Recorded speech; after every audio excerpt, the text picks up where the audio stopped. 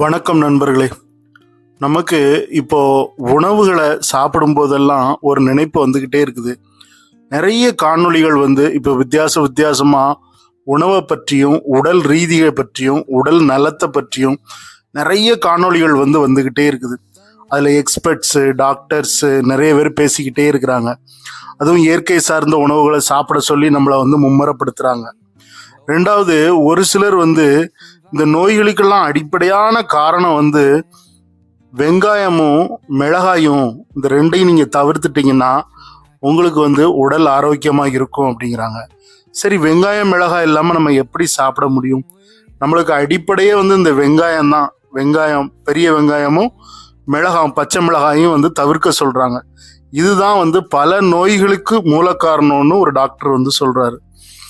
அவர் இயற்கை சார்ந்த ஒரு வைத்தியர். அவர் அதை சொல்றாரு. அதுக்கு அவர் உதாரணமா சொல்லக்கூடியது என்னன்னா, அந்த காலத்துல அதாவது 1800வது வருஷங்கள்ல இந்தியாவில் வாஸ்கோட காமாங்கிற ஒரு போர்த்துகீசியர் வந்தார். அவர் எதனால வந்தார்னா, மிளகு என்ற நறுமண பொருளை தேடி தான் வந்தாராம். ஸோ இந்த மிளகு தான் நம்மளோட நம்மளோட உணவுப் பொருளாக இருந்திருக்குது. அதாவது காரத்துக்கு நம்ம பயன்படுத்தக்கூடிய உணவுப் பொருள் மிளகா தான் இருந்திருக்குது. ஆனால் அன்னைக்கு வாஸ்கோட காமா, சரி இவங்கள்ட்ட நம்ம மிளகாய் இஷ்டத்துக்கு ஏகத்துக்கு எடுத்துட்டு போனாங்க, அள்ளிட்டு போனாங்க. ஸோ அதனால இந்த மிளகாயை இவங்களுக்கு நம்ம பயன்படுத்துவோம் அப்படின்னு சொல்லி மிளகாயை நமக்கு கொடுத்துட்டாங்க. இந்த மிளகாய் இன்னைக்கு மிக அதிகமான நோய்களை உண்டு பண்ணதுல முக்கியமான இடத்தை பிடிக்குதுன்னு சொல்லி எக்ஸ்பர்ட்டான அந்த வைத்தியர் சொல்றாரு. ஆனா இது ரொம்ப ஆய்வுக்குரிய ஒரு விஷயம்தான். மிளகாயை நம்ம இப்போ கிட்டத்தட்ட நம்ம எல்லாம் பழகிட்டோம். மிளகாய் இல்லாத பொருளே கிடையாது. அதே மாதிரி வெங்காயம் போடாட்ட அதான் ஒரு மதர் ரெசிபி அப்படிம்பாங்க.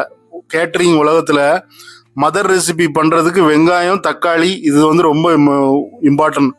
ஆனா இது எல்லாமே போர்த்துகீசியர்கள் நம்மளை ஏமாத்துறதுக்காக கொண்டு வந்த இந்த மிளகா தான். இந்த மிளகாயை நம்மகிட்ட கொடுத்துட்டு அவங்க மிளகை எடுத்துட்டு போயிட்டாங்க அப்படிங்கிற ஒரு கூற்று இருக்குது. ஸோ இது எவ்வளவு உண்மையோ. ஆனால் நம்ம ஒரு வாரம் நீங்க மிளகாயும் வெங்காயமும் பயன்படுத்தாம இருங்க. உடல் நோய்கள்ல பல நோய்கள் கம்மியா இருக்குன்னு, அதனுடைய வீரியம் குறைஞ்சிருக்குதையும் டெஸ்ட் மூலம் பார்க்கலாம் அப்படின்னு அந்த மருத்துவர் சொல்றாரு. எது எப்படியோ நம்ம இப்ப யூடர்ன் பண்ணி திரும்ப போகணுங்கிறது ரொம்ப அரிதான விஷயம் தான். ஆனா உடல் ரீதியா நம்ம உடல் நலத்துக்காக சில நேரம் யூடர்ன் எடுக்கிறதுல தப்பு இல்லைன்னு தான் தோணுது. மிளகு ஒரு நல்ல பொருள் தான். ஆனா அந்த காரம் நமக்கு போதுமானு தெரியல.